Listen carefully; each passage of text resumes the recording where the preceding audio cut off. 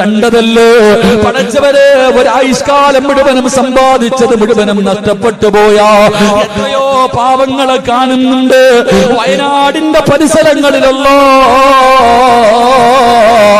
ഒരു ദിവസം എത്ര ജനാസയാണ് 10-40 പേര് മണ്ണിന്റെ അടിയിൽ നിന്നെടുക്കുന്ന രംഗം കണ്ടതല്ലോ അവരുടെ എല്ലാം പോയല്ലോ വയനാടിന്റെ പരിസരങ്ങളല്ലോ എല്ലാം നഷ്ടപ്പെട്ടു പോയി. ഇന്നലെ കുടുംബമുണ്ടായിരുന്നു, ഇന്നലെ വീടുണ്ടായിരുന്നു, കൊട്ടാരം പോലെ ഉണ്ടാക്കി വീടിന്റെ അകത്ത് കിടന്നിറങ്ങിയ പാവങ്ങള് അവസാനമിട്ടിരിക്കുന്ന വസ്ത്രവുമായി പടച്ചവനെ കാത്തു നിൽക്കുകയാണ്. കൊണ്ടുവരുന്ന ഭക്ഷണവും കാത്ത് അല്ലാഹുവേ ഉടുത്തിരുന്ന തുണിയുരിഞ്ഞ് തറയിൽ വിരിച്ചിട്ട് കിടന്നിറങ്ങുന്നൊരവസ്ഥയിലേക്ക് എത്രയോ പാവങ്ങൾ മാറിപ്പോയില്ലോ. എന്റെ പ്രിയമുള്ളവരെ,